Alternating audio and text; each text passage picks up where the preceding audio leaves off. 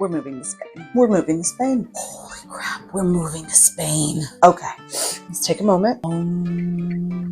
I don't do yoga, so I don't know if that was supposed to do anything. We've just made the biggest decision of our entire lives. Bigger than marriage, bigger than kids, fur babies. No, I'm lying, nothing's bigger than fur babies. So let's go back and talk a little bit about how and why we've made this decision. Because I'm guessing if you're watching this video, you are currently in the process of making the exact same decision yourself or figuring out if it's the right decision to make in general. And your brain might be imploding on itself. I think I lost a few brain cells. I'm hoping to pick some more up in Spain. The plan is to move in April 2025, and this channel is all about our mental state and our physical state and our processes from getting there, which is now May of 2024 to 11 months from now in April. Because I couldn't find another channel like this, and it's something that I kind of needed during this process, I'm hoping that although we didn't have this channel, we can give you a little bit of a panic partner while you're going through the same thing. So although this is a little bit of an introductory video, in the future you're going to see us go through things that you are most likely going to have to go through yourself. In the beginning, we're going to be getting rid of all of our stuff. We're going to be starting to figure out what paperwork we need to get together and how to apply for our visa. We're going to be going on the Digital Nomad Visa, how to get this little booger over there safely.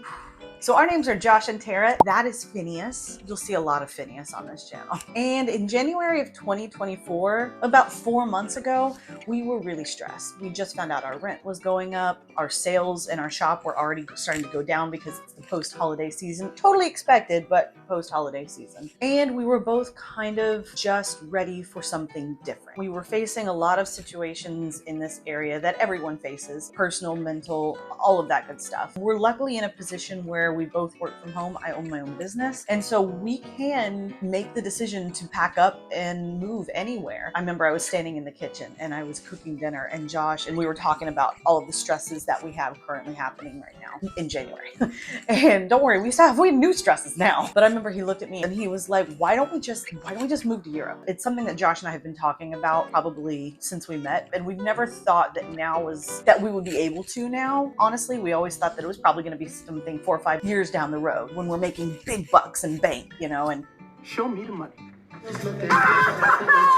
As much as I would love to tell you that we are not making bank. So we'll go over that. We'll go over finances and things like that in a totally different video. But my initial response was going to be probably something along the lines of, we can't do that this year. And then I stopped to think, why not? Why couldn't we do it this year? So initially he said, why don't we move to Spain? Why don't we move to Portugal? So I kid you not, while I was waiting for the pot to boil, I went and grabbed my laptop. I just stood in the kitchen. I was trying to figure out, what would be the first steps to move to Spain? What is the cost of living? How much would it cost to get us to Spain? And I wasn't expecting all of the amazing answers. I wasn't expecting just the internet to be my yes man, but it was. The internet turned out to totally be my yes man. Essentially what I found out is the cost of living is much, much lower, which means that our money that we make and that we grow month after month would actually go a lot farther in Spain. The cost to get there is probably going to be the most expensive thing. So between the cost of living, quality of life, the brand new Digital Nomad Visa that we seem to qualify for perfectly, and don't get me wrong, I have done a lot of research on this. We'll be getting into it. They launched the Digital Nomad Visa in, I believe it was July of 2023. So it's brand spanking new. So between those three things, I quickly realized that this was something that we might actually be able to do. Obviously, we've got a lot to figure out. Based on the preliminary looking on the internet, everything was telling me that this was something that is doable for us, which is surprising because moving to Spain feels like something I should do when I'm 50. Specifically, those were the reasons that we chose Spain. We were actually looking at Portugal as well, but we also have a friend that's already living in Spain. So I started watching a whole bunch of videos about life in Spain. I ran across very quickly James Blick. Hey Spain lovers, you're in Madrid and you want to eat the best tapas. I'll plug him below. He really goes into the quality of life, food and the drink, people, and he goes a little bit into how to move to Spain, but we did end up taking his course specifically on how to move to Spain. And I highly recommend that the second you make up your mind to move there, get on his list, join his course. It's amazing. amazing, you meet some great people, and you really get a good idea of what it's going to take to get there. Before joining his course, I highly recommend getting on Facebook, joining a bunch of the Moving to Spain Facebook groups. I think I'm part of 4 or 5. I'll plug a couple of my favorites below. Don't ask questions in the beginning because most of the groups get the same questions over and over and over. So go into the groups and just scroll through posts. Just read a whole bunch of posts, do a search for whatever visa you think you're going to need, the NLV, the DNV, but start to really do some research on what it's going to take to get to Spain. Okay, let's get to the meat and potatoes of this video because I'm pretty sure this is the reason that you clicked, not just to hear we're moving to Spain from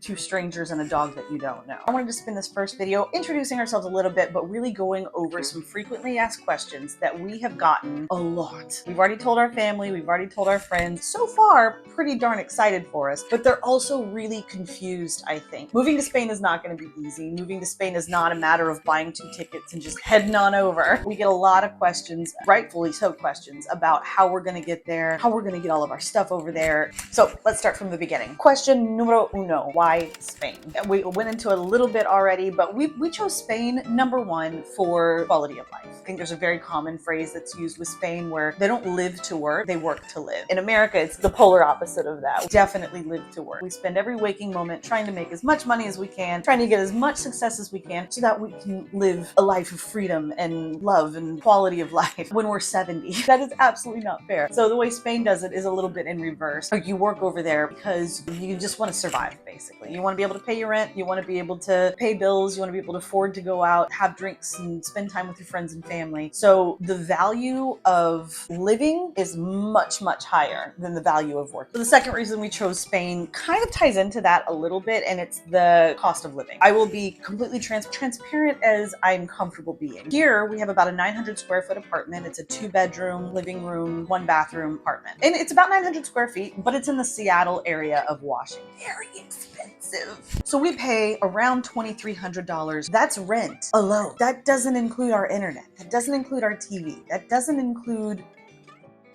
5 raccoons just walked through my front yard. That was really weird. It's broad day. I mean, they're not foaming at the mouth. Only in Seattle. Anyways, yeah, threw me. Okay, so it costs us $2,300 just to make sure we have a roof over our head. A lot of people are going to be saying, oh, that's not too bad. And a lot of people are going to be saying, holy crap, that's expensive. We're on the holy crap, that's expensive side of things. So our income comes from 2 places. Our income comes from my graphic design online shop. So we do have a store specifically for this YouTube channel. So I'll link that down below and you can get an idea of kind of what I do. In addition to that, we also walk dogs. So you saw that a little bit at the beginning of this video. Every single day, usually except Saturdays and Sundays, Josh and I walk dogs for about 2 to 3 hours a day. We do it primarily because it's extra income and it's a healthy way of getting paid while we're moving at the same time. But those are our 2 forms of income. It's not a whole lot of money, but it's enough to live really comfortably with a $2,300 rent in a very expensive area. So it's expensive for groceries, it's expensive for rent, it's expensive for the internet. We're not big spenders. But to live in the Seattle area, we generally spend around $4,000 a month just to live. And that's for all of our bills, our rent, everything. In Spain, our rent for about the same size of an apartment, and we're moving to Alicante for the record, which is a beach town. The rent for about the same size apartment in Alicante is going to be roughly about $1,200. So that's nearly $1,000 less than what we're paying here. And in addition to that, groceries are cheaper, electric is cheaper, health insurance is way cheaper. It's insane. The cost of living is going to lead to a better quality of life for us. So that was the second big reason that we chose Spain. All right, second question. When will you be leaving? Kind of covered this already as well, but we're going to be leaving in probably March 2025. And then we're going to Florida for a couple of weeks to spend some time with my family before we leave. And then we're going to go from Florida straight to Spain. So about this time next year, we're probably going to be in Spain. Third question we get most commonly is, will your dog be going? This question weirds me out. I'm not judging anybody. This is my child. Absolutely he's going. If he can't go, we're going to figure out something. We're going to go somewhere else. But I've already checked into it. He can absolutely go. It's just a matter of getting him all up to date on his shots, getting his paperwork done, making sure he's as comfortable as possible, and I am as panic-free as possible. Calm down now. Now get back to your seat. I'll take care of this. So you guys, there's going to be a whole videos on that part later as we get to that part of our journey. How much does it cost to live there? Talked about that a couple of questions ago. It is going to be significantly cheaper, which means that our money is going to go farther. It can go into savings. We can put that towards travel and adventure, which is something that we've always wanted to do. Yeah, it's just, it's going to be significantly less. Your basic cost of living in the area that we're going to be living is around 2,000, maybe 2,300. It really depends on who you are and what you're spending your money on. So compared to our spending of around $4,000 every single month for everything here in the Seattle area, $2,300, which is what we pay on rent alone, is very exciting. Very exciting. Okay, how much is it going to cost us to move there? That's a little bit of a different story because there's a lot of initial investment that's going to be involved. I'm not going to talk on any of the other visas, but for the DNV visa specifically, we have to be able to prove that we are being paid by an overseas company, US-based company, consistently for at least 3 months prior to living there. So I have to be able to prove that A, my company allows me to work remotely, and B, they are consistently paying me, and for Josh and I, it's around the $4,000 mark. They have to be able to be paying me $4,000 a month. Now, I work for my own company. I own my own company. We're going to have a total video about this. So with the DNV visa, basically what we had to do was we had to incorporate my company. We had to turn it into an LLC. It has to be an LLC for 1 year before we move. So we did that back in March. So it'll be a little over a year that it will be an LLC by the time we get there. And then I basically have to hire myself as a contractor and pay myself. I'm probably going to go 5 or 6 months before we go, just to give a little bit of a baseline and give them a little bit more than what they're asking for. But I have to be able to pay myself $4,000 roughly. It's and some change. We'll get into that in a later video. And it does have to do with how many of us are moving over there. So for me and Josh, it's going to be around 4,000. For you and a spouse and 3 kids, it could be closer to 6,000. So it really depends on the size of your family and who's going over there. It's just you going over there, you might not have to have that much at all. So that's going to be the first thing that has to happen, is we need to make sure that we have proof, we have pay slips, and we have deposits that match those pay slips in our bank account, showing that my company is paying me the appropriate amount for us to live there. They don't like moochers in Spain. Second is going to be our plane tickets. That's obviously a pretty big expense, but luckily we have Chase Sapphire cards, which have a really good point system, and we have points saved up. So far we've got enough points to get us to Spain. So that's kind of great. That takes away a huge cost. We do, however, still need to get to Florida. We might not have enough points to get to Florida. Not sure. Haven't done that calculation yet. But point is, points on the card really are going to save you a lot of money. So if you have a travel card, start saving up those points. Start using that card for everything, because those points are going to go far to reduce the cost of moving. Now, pros are that a lot of our costs are going to go down. So when we leave here in March, we're going to kill the internet. We're not going to have car payments. We're not going to have insurance payments anymore. We're not going to have electric, internet. We're not going to have any of that stuff as we're leaving, because we're killing it all in March when we go to Florida. We'll have 1 more month of rent left at the very end, but otherwise we're not going to have all of the big bills. So we'll be able to save a lot that way just to move, just to get over there. When we get over there, we're going to have to pay for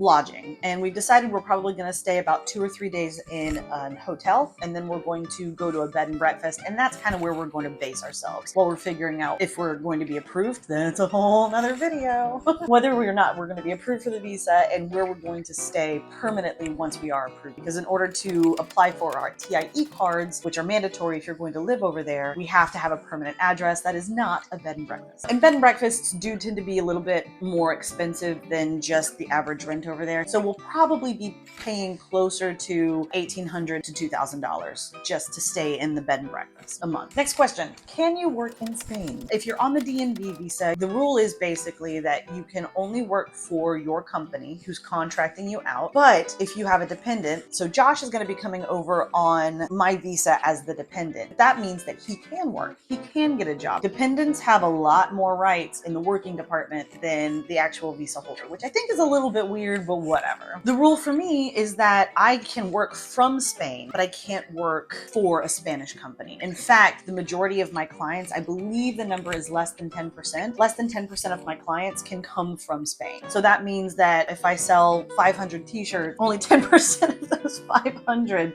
can come from Spain. That's more important for the application process. They will be checking that during the application process to make sure that I meet those standards. From what I understand, they don't really look into that that too much later on down the road, but I also don't plan on changing anything about my business. My business is still going to be located here in the US. We're still going to sell almost exclusively to the US with occasionally to Germany or Spain. But essentially, that's going to work out perfect for us. But if you do plan on going over there on the D&D and starting a business, you're going to run into a lot of difficulties. So you're going to need to possibly looking at work visas or, like I said, the NLV visa or one of the other visa options that they're offering. I do know that the government right now is trying to streamline their visa process, which is why they've gotten rid of a good portion of the golden visa. I know they're kind of trying to do a whole turnaround on their visas because they're very confusing. What is health insurance like? From what I understand, it's way better than here. Here, generally speaking, if you're insured at all and you go to the hospital, you're still going to have long wait times. It's going to be expensive to get in. Even if you're fully covered and you have to get a surgery or something, you're still gonna have to pay something out of pocket. Insurance in the US is an absolute nightmare. Insurance in Spain, from what I understand, it seems like it's way more streamlined, way more for the people and less for the corporations. And it also seems like it's gonna take a huge stress off of our shoulders. If we break a leg, and we have to go in for private insurance, we're both gonna be insured under the private insurance system. So if we go over there and I fall and break a leg, we don't have to worry about having to donate my other leg just to pay for the one that I broke. I want to take it, I'll throw him. Here, go ahead. Go ahead, Heather. Take it. If I have to take an ambulance, we don't have to worry about paying $25,000 because I had to take a 10-minute ride to a hospital. If something happens, like God forbid, I get cancer or Josh gets cancer or something along those lines, we will be covered. We will be taken care of. I have heard that there are some wait times, but I think that might be in larger cities. In any case, it does seem to be like the health insurance in Spain is going to be a lot more simplistic, a lot cheaper, and a lot more coverage. Do you speak Spanish? No, that was Spanish. That was Spanish for no. I remember a little bit about what I learned in high school, and that's about it. But I do understand the importance of learning Spanish before I go over there. You will be a part of this journey. Here in the next couple of months, I'm going to be getting a Spanish tutor for Josh and I, and we are going to be learning Spanish. That's going to be fun. And I'm fully aware that it's going to take years and years for us to really get a grasp on the language, but I'm hoping that before we go over there, we'll at least be able to say, where is my dog and where's the closest tapas bar? Learning Spanish is a very, very important part of this journey for us. We do want to get to the point where we can speak comfortably with friends and not family, we don't have any family over there, friends and bartenders. That's our plan. Is this a for sure thing? Absolutely. A lot of our relatives and friends ask this question a lot, and although it's never really knocked us down, I think friends and family know that this is a really big decision for us. And I don't think they understand that we're not taking it lightly. This is not something that we are just like, let's go to Spain next week without any research. No, we're spending the next year really, really researching. We've already spent the last 4 months really diving into this and researching and making sure that we're going. We've already started selling some of our stuff, canceling some of the things that we don't need. So yes, 100% this is a sure thing for us. We are absolutely ready to go. We have what we call senioritis right now. We were ready to go last week. We were ready to be in Spain last week. Final question. Can you get denied for your visa? Can we get over there, spend all of this time and all of this money selling all of our stuff, and there's a possibility that they're going to deny us entry? Sort of, but not really, is the answer to that question. So again, we're doing a whole bunch of research in advance to make sure that we qualify for this visa, to make sure that we're doing everything as close to the law as we possibly can. So when we get over there, basically what the timeline is going to look like, and we haven't talked about this at all, talk about it in a later video. We're going to be in what's called the Schengen area. And the way the Schengen area works is we can stay in the Schengen area, which includes most of Europe. We can be in those areas for about 3 months, not about, literally to the minute of the day, 3 months. So once they stamp our passports in Spain, we have 3 months to get approved for the visa, find a place to live, apply for our TIE cards, and breathe.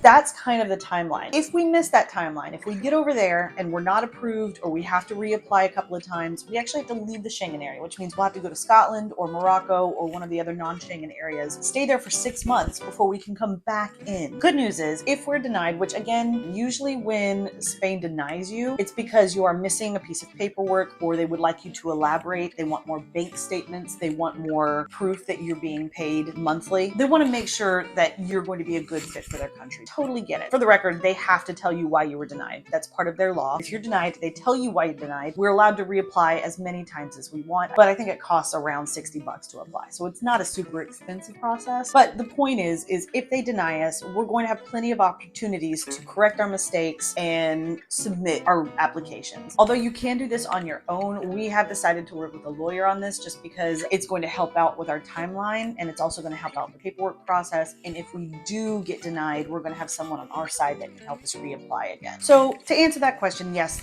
there is a chance we could be denied, but it's not a permanent denial. It's not like, nope, we don't like you, you're not allowed in our country. It's more of, unless you've robbed a bank, you just got to figure out the paperwork situation. So when we go over there, we're going to have 3 months to figure out the paperwork. We're going to try to have as much of the paperwork put together before we get over there as possible and apply almost immediately when we get in the country. We might take a day or two to get rid of the jet lag. Then it's going to be straight into the visa process and house hunting process or apartment hunting process. We're both still really, really scared. It's still really, really nerve-wracking. So we do have a plan B. We don't think we're going to need the plan B, but it's going to be there just in case. Plan B is basically Scotland. We're going to go to Scotland. So that's it for all of the FAQs. Thank you so much for watching. If you've made it this far and want to see if we actually make it into Spain, make sure that you hit subscribe because I'm going to be having a video probably every Sunday. Next week, we're probably going to be focusing on what we're doing to kind of purge, because although we'll talk about it in a later video, there's not a whole lot we can do for the visa right now. A lot of our paperwork has to be dated within 6 or 3 months of our application time, and we're still, 11 months out. So we can't really do too much of the paperwork or anything like that until probably October or November. So right now we're just trying to get rid of everything, sell all of our stuff, do a lot of research on how to get his butt over there. That's kind of where we're at right now.